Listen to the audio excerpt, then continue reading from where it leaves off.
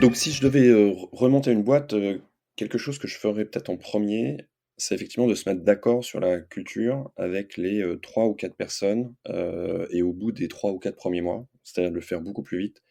Dans le passé, j'ai essayé de le faire de plus en plus vite, mais ça a toujours été, je pense, trop tard. Parce que la culture, il faut pas que ce soit des mots qu'on colle au mur, et qui sont pris comme des choses qu'il faut accepter, forcément. C'est assez participatif. C'est évidemment pas que la culture des fondateurs. Elle doit être faite, avec les équipes et je pense que c'est assez simple de se mettre autour d'une table et de se dire: «Bah, en fait, c'est quoi nos drivers, quoi? Vers quoi on veut aller? Qu'est-ce qu'on veut faire? Comment on veut y aller?» Qu'est-ce qu'on est prêt à faire?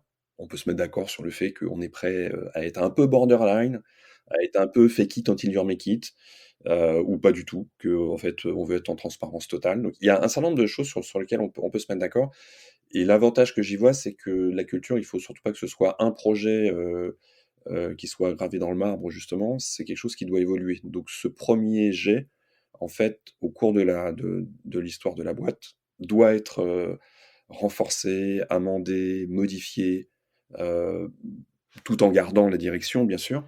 Mais je pense que ça permet effectivement de mettre ce sujet-là au centre et c'est ce qu'il y a de plus important pour le futur de la boîte, la culture, parce que la culture, c'est des gens qui sont alignés et qui vont dans le même sens.